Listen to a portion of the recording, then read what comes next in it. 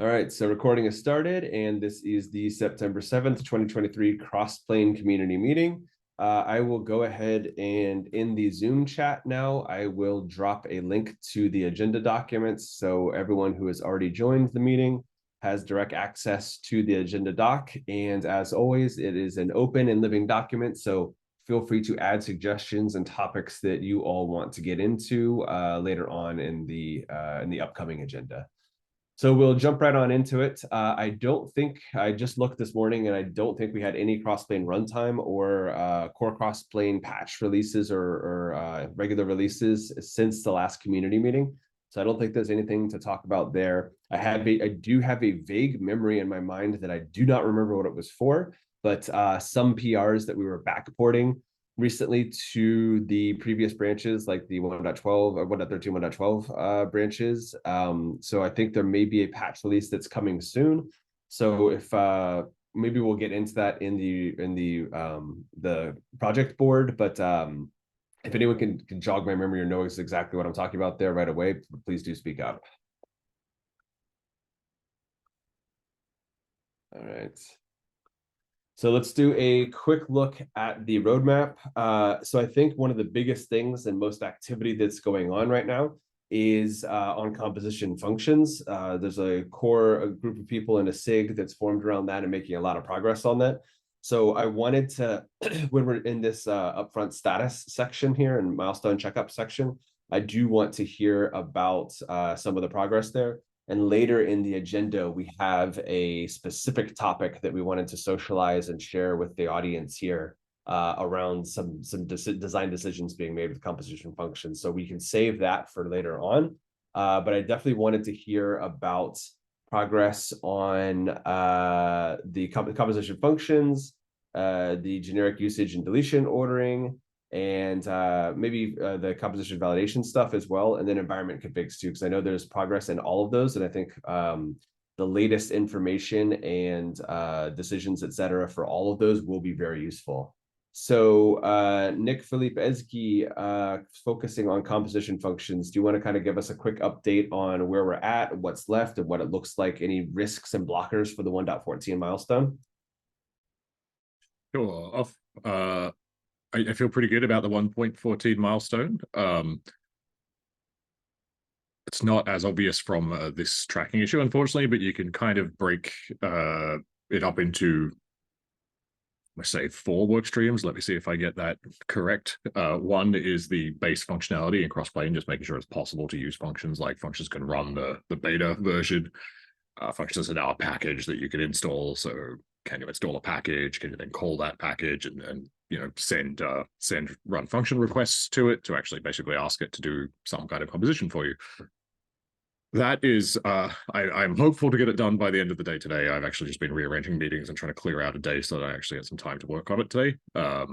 We're pretty much just in the E2E test and final polish of that. I started writing E2E tests yesterday and just found a few places where the plumbing wasn't quite correct. So I'm sort of just getting all the pieces together for that.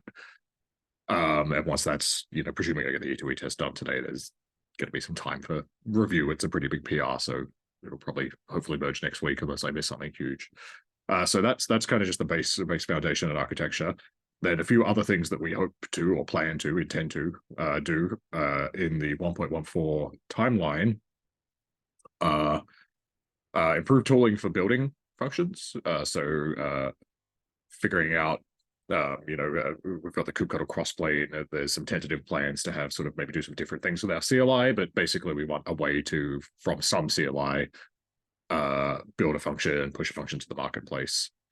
Potentially there's some extra sort of credit work that we could do there that would involve something like a sort of a Helm template render command for composition so that you can actually output what's going on in the composition or see that client side before you apply it.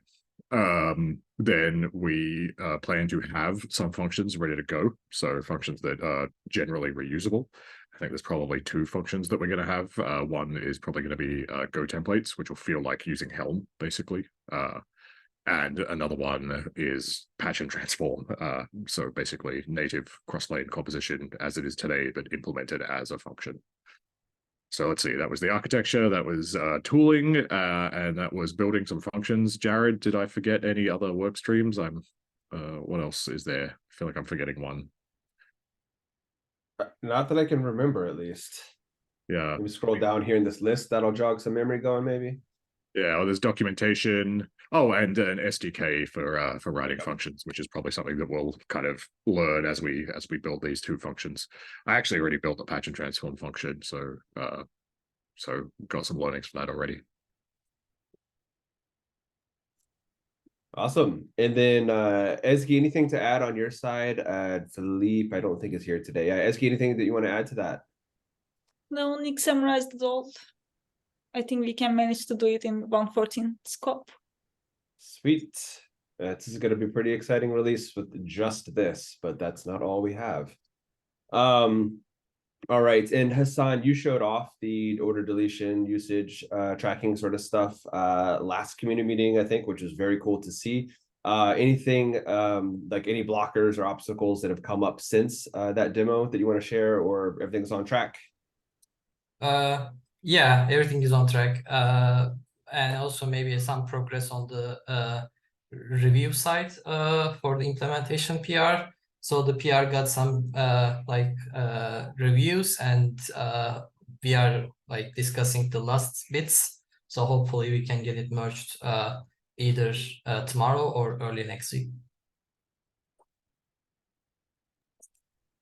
Awesome. Good to hear that. After seeing the demo last week, and seeing everything working, I didn't assume there were going to be crazy mountains to climb still after that. Okay. And then let me see if we can look at this, because Philippe isn't here, but I know there was an update. Yes, okay, this is the update I was thinking of that I did not read thoroughly, but I thought was important to at least consider here, because this was going to be in 3 phases, with the last and final phase being rendering resources out in their entirety to do validation upon them, and everything, all the inputs and everything considered. So it looks like Philippe arrived at a conclusion that that's not actually a feasible goal. The details are included here in the rest of his comment. So we're pretty much, I think, at a point where the beta level functionality, I think, is fairly rounded out. Jean, is that correct, or is there any big things that are still outstanding for calling validation work beta? No, it's pretty much done. Apart from any bugs that might crop up, we're not going to be changing anything at this point. Awesome. Sounds good. That was a good update there. Okay, and then environment configs. There's been a lot of work going on that still. So just to be clear, this was not something scheduled in 1.14, but there has been a lot of traction and effort on it. So who is the best to be able to provide a kind of an overall status update on that, and with where environment configs is? Is that Philippe as well, or yeah? Max? So Bob? So Max is not here, but Max has been pushing forward a few features, and Philippe has fixed a few bugs as well. So there's kind of like general progress being made towards the getting environment configs into beta. Out of the discussion of generic cross-resource references, there was also decision made to not push that forward, but rather to work on shaping the environment configs API further. And Predrag has an open issue around that that he can speak to, but we'll still not reach beta in the 1.14 timeframe, but we're definitely making a lot of progress in terms of where we will be comfortable with the final shape of it eventually. And 1.15 seems like a safe bet where we can say that we'll reach beta. Nice. And Predrag, do you what is the new issue you've opened then to kind of capture that? Is that something that's underneath like the general umbrella tracking issue for environment configs? No, it's not. I mean, I wanted to discuss that as well, if we should include it or not in that epic. Jared, if you go to the generic cross-resource references proposal and you look at the last comment, there's a link to the issue Predrag opened.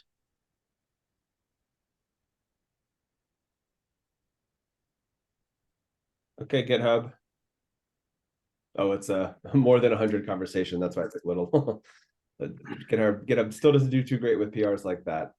Okay, so this issue here is this the that's right the one, issue. Frederick? Yeah, Okay, that's cool, the cool, issue. Yeah. cool. No, I mean, and it's not included in that epic. So, yeah, I didn't actually ask the maintainers if we should do that or not.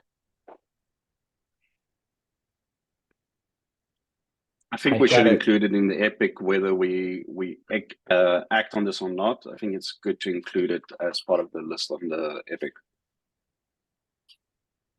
Got it. So this would be yeah, okay, right, because this is like kind of extending the existing environment API for this type of functionality that was being considered for cross-resource references. Is that right? Right. So that Correct. path Okay. we were kind of speaking about resolving things via environments.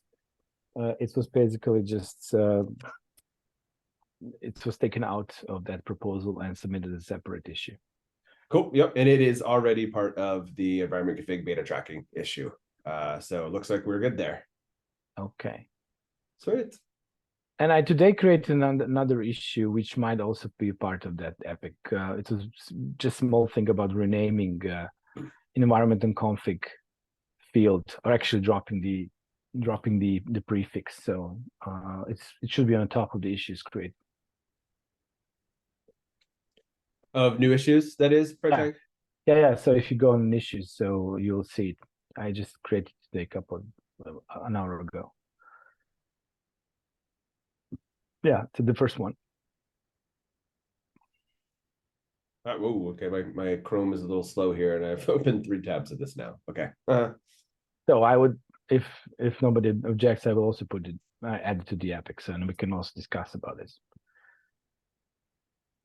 later. So yeah, we could definitely discuss that. So like you're including it as like in consideration as part of the epic makes total sense to me. Yeah. So cool. if you can do that, please. Yeah, thanks. Yeah, so I'm not signed in on the browser that I share, so I will need to do that on another browser. And I specifically do not keep myself signed in for community meetings due to sensitive information that can be shared on the screen. Let me just do that real quick over on a different monitor.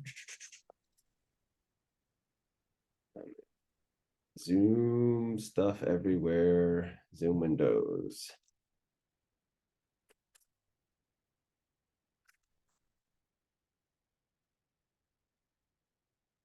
Is that GitHub kind of slow for everybody else today, or just me while I'm sharing my screen? All right. Okay, cool. I added that in there, Predrag.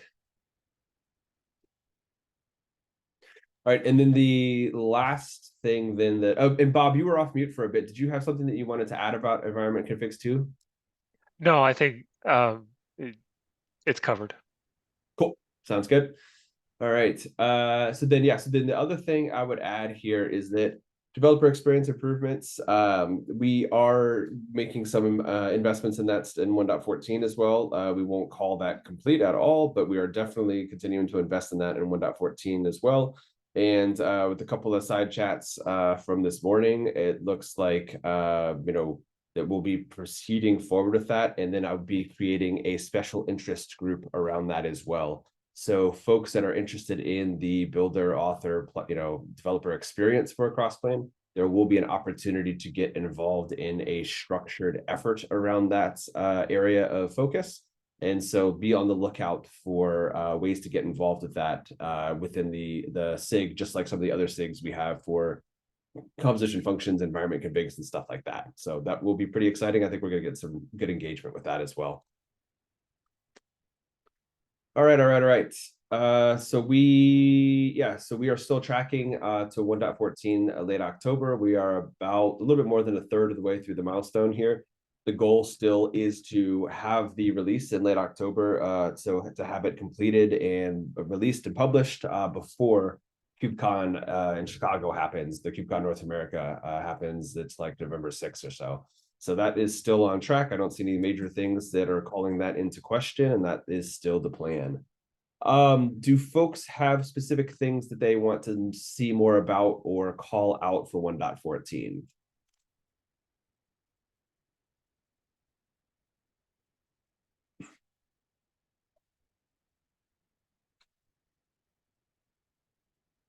All right. If no other topic or comments on 1.14, then we can keep on moving on here. And so let's then move into the provider releases, recent provider releases. So I didn't do a thorough dive on this one, and so correct me if I'm wrong, is in terms of the outbound official providers, is there any recent provider updates or sorry releases since the last community meeting besides this 0.40 for AWS? No, it's just this one, and we released this one as a special out of sync release because there was a few community members who gave feedback and around the need for inline policy on the IAM role, and we've implemented that and wanted to release it because the issue was open for quite a while, and we eventually settled on the approach we were going to take and wanted to release it so folks could use it.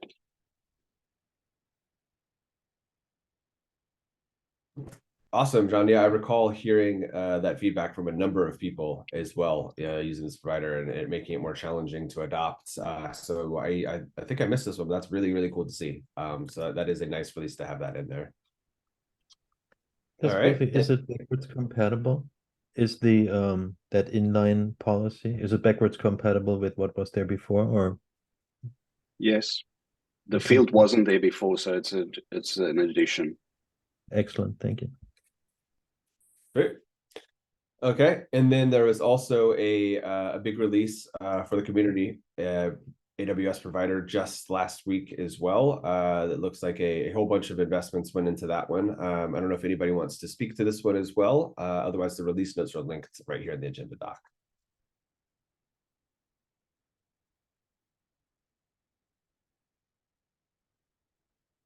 Okay, cool. Then let's keep on moving here. Not too much agenda that's still left, but let's move on to the community topics here. So there is a number of pieces of content here that are interesting and talking about things going on with Crossplane and such. One of the ones I thought was the most interesting, and it got a number of reactions as well in the announcements channel, is that there was some work in the provider AWS done recently to support local stack. And that development environment, on your local laptop and not having to use an entire actual physical AWS environment when you're just doing development work. And then the local stack folks added the documentation specifically for using Crossplane with local stack. So this is a official documentation page about how to set it up. I think that there's not anything out of the ordinary in here really, besides pointing the provider config, I guess, at local stack endpoint instead. But other than that, with the fixes that went into provider AWS, then this works as you'd expect. So it's really cool to have this as an option for folks to be able to do development work in a more local environment. And I know Clement was I think contributed to the fix to get this provider AWS working with local stack, and is pleased to see this docs as well. Let's see, and then some other articles as well. And then cool. So then the biggest news here is that if I did my math correctly, which I think I did because it's not too challenging, that the community event that we are hosting is on September 19th, which is before the next community meeting. So before we see each other in a community meeting context, we will see each other, I hope, in the community event that we're hosting. So the lineup and the speakers and everything is available in this blog post. It kind of talking through everything we're going to see there. Some definitely exciting contents and some good some good topics that will be presented there. It's a 2-hour virtual event, so I think it's a nice length to get some quality content and some quality focus time, in a nice focus session.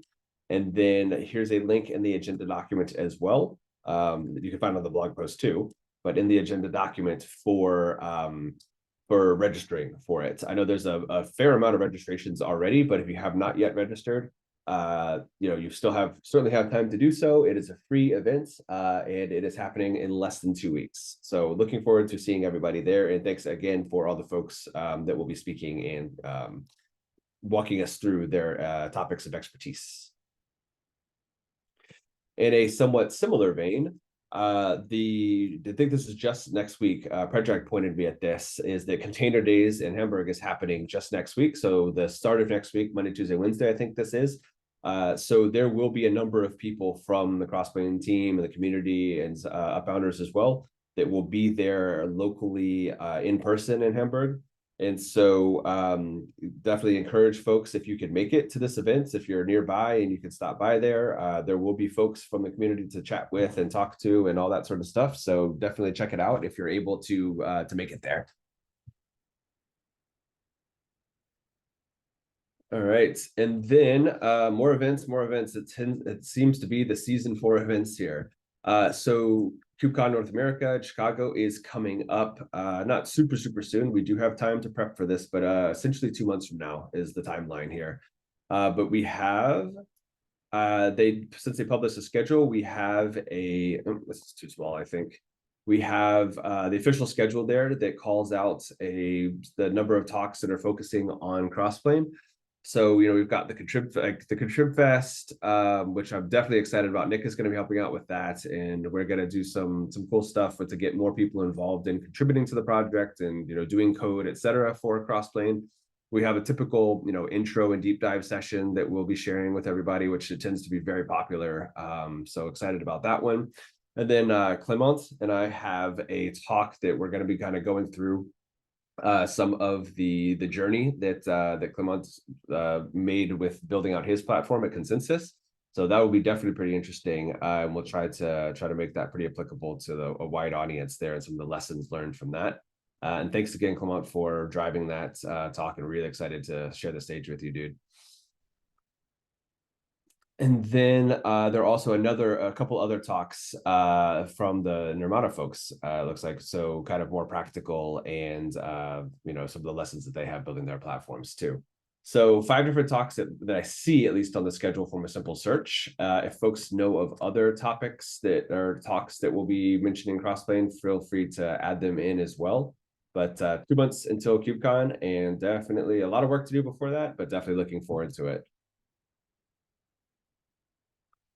All right, and then final topic that we have on the agenda already is that Nick wanted to walk us through some of the recent design decisions and get into some specifics around patch and transforms and functions and how all that will play together. Nick, do you want me to just bring up some of this stuff on my screen here, or do you want to share anything on your screen, or? Let me send you a link. Okay. Nick wanted to do this. Jared said Nick should do this. Community meeting is the truth. But I agree. The truth is out now. So, after a bit of discussion for a couple of days, we made a decision last week that in the beta implementation of composition functions, you will not be able to use contemporary patch and transform style composition together with a pipeline of functions. So in the alpha design of functions in the alpha implementation, and until recently in the beta design, what we had said is a composition today has an array of resources. We call this patch and transform because you can patch to and from the resources and transform the values that you're patching. And we said that basically people could, if they want, keep that and then add a couple of functions on the end, basically, that would process the results, the patch and transform process. While implementing the code that does that for the 3rd or 4th time, I was feeling like it was very complicated and there was a lot of things that you have to think about that are potentially going to be surprising for people who use this functionality. And that also make the code complex, which means it's more likely to be buggy. Just one example of that was what happens if something fails during the patch and transform pipeline? What happens if a patch can't be processed? Or what if a required patch can't be processed? Do you stop the whole thing? Do you stop the whole composition process? Do you send them to the functions? Do you send only the patches that only the resources that worked to the functions? It just gets pretty messy to work around. So then I started thinking, admittedly, my impetus was thinking of that from how complicated is this controller, but then I realized there was a number of other benefits. I started thinking about, what if we just made it mutually exclusive? What if you had to pick, basically use composition functions, the pipeline of functions, or you use patch and transform resources? In the link that I just sent to Jared, the function patch and transform repo, there's a section in the README called OK, but why? And it goes in some detail as to what the benefits of making these mutually exclusive are. And specifically, there is an assumption that if we make native patch and transform support and composition functions mutually exclusive, you will still be able to do patch and transform, but it will be implemented as a function. So patch and transform becomes one of the functions that you can optionally use, rather than being a special thing that is separate from the functions pipeline that is a different type of composition. So it's not illustrated in this example here, but in the latest thinking, I'm proposing that the composition type have a spec.mode field. Mode would default to resources, which basically says just work the same as it does today, just use patch and transform, no functions. And you could optionally switch mode or create a composition of mode pipeline, and that would run a pipeline of composition functions instead. So one of the reasons that this is beneficial is that it allows you to still do patch and transform if you want. Well, one reason is if you don't like patch and transform, you just completely get rid of it and you can do something else, use a Go templates function or write your own code or whatever. And we've heard from a number of people that that's exactly what they plan to do. Another option is if you are using patch and transform, it doesn't have to be the first step in the pipeline anymore. It doesn't have to be the patch and transform happens and then other functions happen. You could run a couple of functions and then run patch and transform and then run a couple of other functions if you want to. What this example that we're looking at the moment sketches out is a hypothetical composition that is actually going to render some Go templates. So Helm-like, basically, write some, Go mustache template style code. It'll output some resources, and then they get sent to the patch and transform pipeline. You'll notice that patch and transform here doesn't actually have a base resource. It's just patches and transforms. So what's happening here is the base resource is actually being produced by the previous function. It's using a Helm template to render, or using Go templates, I should say, Helm-like Go templates to render out some resources, and then you can copy and use typical patch and transform syntax to decorate those, overlay them with a bit of data. So that's one benefit. Basically, you can move patch and transform to anywhere within a pipeline rather than always having to have it be at the start. The next benefit is that if patch and transform becomes a function, then patch and transform is development is decoupled from composition core, Crossplane core. So if we can get most people to sort of migrate to using this function instead of using the native patch and transform support, then one of the benefits is if there's a new feature to be added to patch and transform, let's say a new type of patch or a new type of transform or whatever, that doesn't necessarily have to be released, with Crossplane 1.14 or Crossplane 1.15. We would, I imagine, end up having a different set of maintainers or not exactly the same set of maintainers as core Crossplane for the patch and transform function. And they could choose to release it more frequently if they wanted to. They could choose to say, yep, this is a really important new feature that we've added. We're going to just do a release next week rather than waiting up to 3 months for a Crossplane release. It also potentially allows you to, let's say you have a feature that you want to, let's say you have a new type of patch that you really, really want to add, and your organization just absolutely has to have this patch and you're completely sold on it. But the maintainers of the function say, no, we'll die on this hill. We're never going to accept that patch. We don't think it's a good idea for our users. It now becomes a lot easier for you to just fork the function and be like, we're going to run our version of the function that has this patch that we want in it, because you're not maintaining a fork of all of Crossplane. You're just forking one function. Becomes, it's not ideal, but it becomes more like the choice of forking a provider rather than forking all of Crossplane, let's say. The other thing that I think is really neat is it makes patch and transform more portable. What I mean by that is if all of the composition logic that your composition is using is in versioned functions. And this makes experiences, this is just a sketch here, but this makes experiences like this XP composition render much more feasible, right? You can have a client-side tool that does not need to vendor or otherwise share too much code with Crossplane. It needs to share very little code with Crossplane because all of the code that is used to do composition is inside artifacts, is inside the function. So you could imagine a CLI like this that looks at a composition, takes the XR as input, pulls down the functions that that composition uses, and then runs them and passes the XR through them basically to produce rendered output. It says, here you go, here's what I would do if you gave me to Crossplane. This is something that people have been asking for a long time. And it's not impossible to do today, but because the patch and transform code is all baked into Crossplane, to build it today without functions, you would need to basically have a library of patch and transform code that was shared between the client and the server. And then whenever you were doing this rendering, you would have to make sure that you were running the same version basically on your production Crossplane as you were on your CLI. Otherwise, they could potentially produce different results. This gets even more complicated. Let's say if you're running Crossplane 1.14 in your development environment, but you're still on Crossplane 1.111 or something like that in production, then for you to find out what a composition is going to do, you would need to run it with different versions of the CLI to say, hey, what would this do in 1.11? What would this do in 1.14?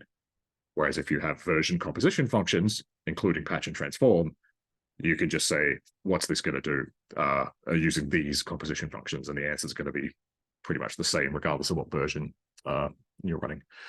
So a lot of these, and then finally, it makes the implementation simpler of composition in the Crossplane code base. So a lot of these are kind of benefits of maybe more of moving patch and transform into a function is a different way to think about it, rather than saying it's mutually exclusive with the function pipeline, but they're sort of two sides of the same coin. To be clear, removing resources support, removing what I would call now native patch and trans. Oh, by the way, this function's already built as well. I built this over this weekend, so it's probably got, like, you know, there's a few known issues and a few more things to do, but it is hypothetically possible to use this function today to do patch and transform. What was I going to say? Oh, yeah, so it would be a breaking change to remove native patch and transform support from Crossplane, so that's not something we can feasibly do while the composition type is at V1.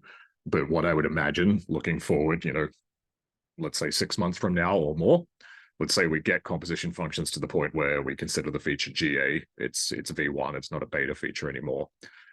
We have good tooling around composition functions, and generally there's good feedback and there's no major bugs with it and people are using it. At that point, what I would recommend is that we mark the resources field in the composition and the resources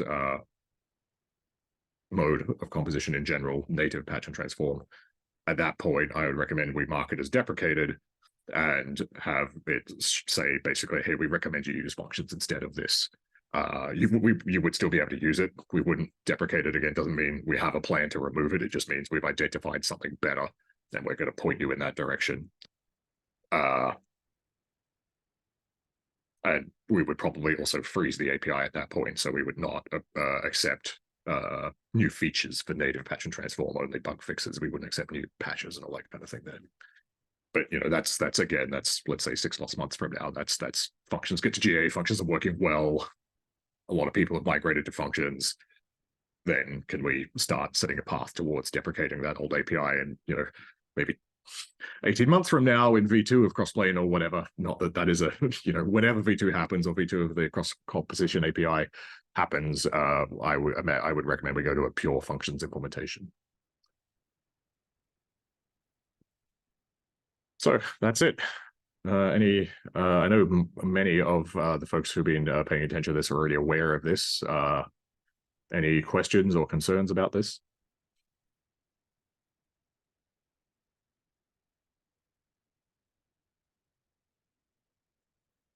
Yeah, I really like the design. Super cool ideas, especially like a different life cycle, detached from a Crossplane. My usual question: how will we migrate existing compositions? Like assuming customers, so Crossplane users, say, have existing patch and transform code base, right? So be there any form of tooling to convert to function patch and transform?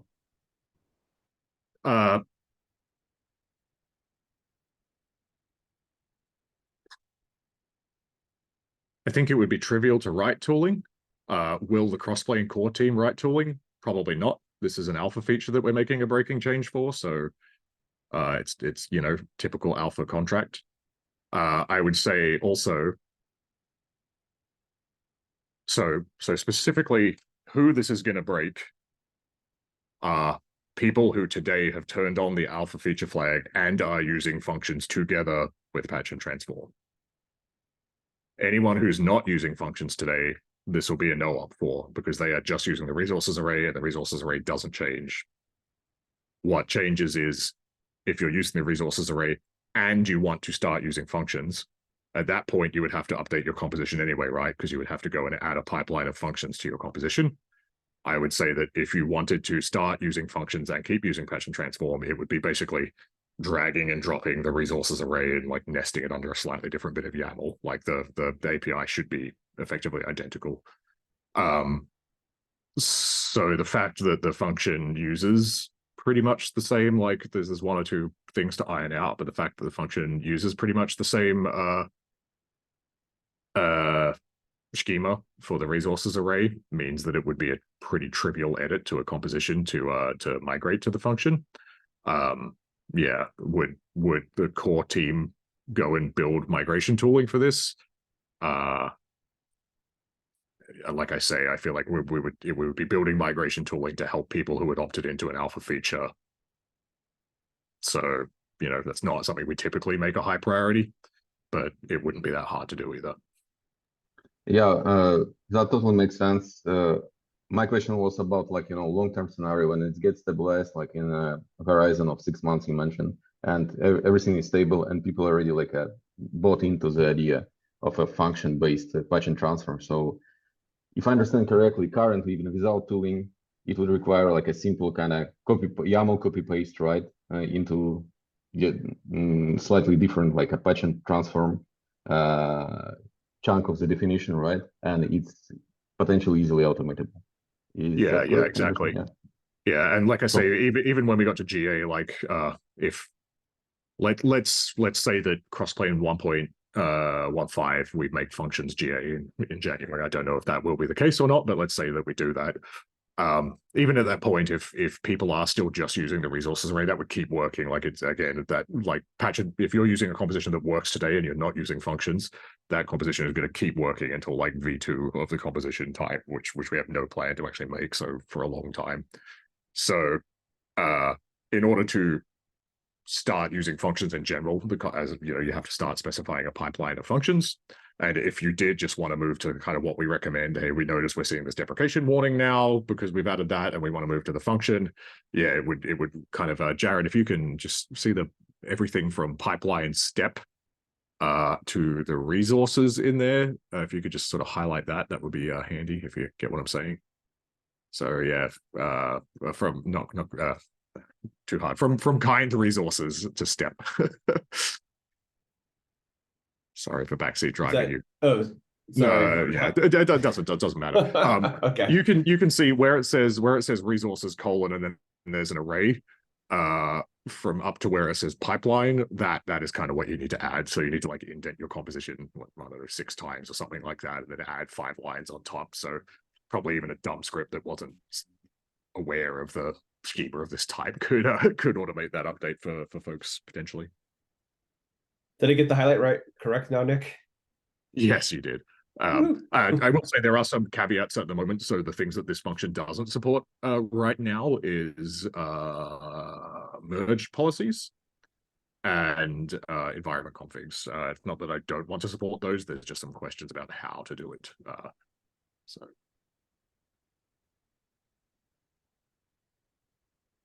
Cool. Yeah, so thanks for sharing this, Nick. And I think that the world that we'll be living in with, you know, functions more mature and, you know, the ability to do patch and transform logic still this in similar ways as before, you know, but have everything running as functions is definitely opens up a lot of possibilities and a lot of flexibility too. So I'm kind of excited about this myself. Yeah, something that Bob had suggested as well was and someone else I think also had thinking along the same lines is hypothetically, you could imagine maintaining compatibility with the way the compositions work today by implementing the actual resources array, like make that special and have that actually be calling a function just as fixed in the Crossplane code. Like we always installed a function that does the backwards compatible old school native patch and transform, and so everything actually just becomes a function at the end of the day. There are some potential quirks with that. For instance, we do actually need the name in the resources array to be specified in order to make that work. So not sure how possible that will be, but sort of something to investigate. All right. So there were no other agenda items that were added to the list here. So I will open the floor for a last call for agenda topics. I don't have an agenda topic, but I do have a question. So I'm just quite new to Crossplane and I'm playing around with it to check it out on GCP provider. And I had a quick question. So I managed to create projects, etc. But I noticed that I've not been able to find any documentation of enabling services, something similar to how Terraform does it. You just mentioned the respective API name and it enables the compute service or whatever the service you're trying to enable. Is that possible, or am I searching in the wrong place? So for Amit, are you asking about like documentation about all the types contained in the GCP provider and like what all their fields are and how to use them, or? No, whether it's possible to enable services such as compute, etc. So I've enabled the provider and everything is fine, but I have run into this issue where the resource tells me, can you go and manually enable the API within your GCP project? Oh. So that's the part where I'm not sure. Is that automated or is it still a manual process? That's a really good question, because every time I've done it, I've done it like through the GCP console. So yeah, I would open the floor to that. Maybe Yuri, you might be more familiar with that. If if there is an automation or a type that represents enabled services within GCP, like the GCP API services that you enable within a project. Yeah, and just to add to that, I did check out something called CNRM system, which is Google's version or something similar of what Crossplane does, but very specific to Google itself, where you can create a new project, you can enable APIs, you can do all those things. So I have added all the permissions that are required to perform it using workload identities, but just not sure whether that's possible. Yeah, I'm not sure. I had something similar in Azure, like it has a dedicated object for API enablement, so it's possible, but we can double check the GCP one. That'd be awesome. And if it's not there, I'm happy to try and contribute to work towards trying to enable it and write code where required. Yeah, and so I mean, I just added to the agenda doc a type I found from searching real quick, is that there is a like in the GCP provider, there is support for projects and project services, etc. And so it looks like this type here is the one you could use to programmatically turn on services. And it looks like there's an example for it as well too. So this might be what you're looking for here. That's awesome. Thanks a lot. So that's probably one thing which I found, that finding information is not very straightforward on Crossplane. So Google doesn't necessarily take you to the right locations, or even if I search within Crossplane's website itself, it doesn't necessarily take me to the right location. Yeah, and I think that there's going to be a bit of a distinction here between like core Crossplane and like the functionality with it, like the general functionality and the Crossplane docs there, and then everything like the entire provider ecosystem is separate from that, and like is not going to be found in the core Crossplane docs. So there is, so you can see here like this marketplace.upbound.io. That is a really good spot there where providers are published to, where documentation is displayed and all that. And so searching, if you try searching in there, then for provider specific stuff, then you may have better luck finding it starting there as a starting point. Sounds good. Normally I was looking around there, but I did not search in there for enabling services. So thanks for that. Yeah. And if there's any feedback, you know, if like, we're always happy to hear about, hey, I was looking for this and couldn't find it. And then, you know, that can inform us to, you know, better to help with this discoverability of resources. Like that's definitely a focus area right now. So that's good feedback to have and will always be useful to us. Yeah, and I'm happy to add to the documentation where required in case something is missing. That's awesome, dude. Sweet. Okay. So yeah, we'll leave this in the agenda doc here so it's available for others as well. And then if there are no other agenda items, then we can go ahead and adjourn for the week. All right. Well, good to see everybody. Thanks for stopping by. Good to see everyone here together. And we will hopefully see you all then the next time at the Community Day event on September 19th. See everybody. Bye. Thanks, everyone. Bye. Bye. Bye.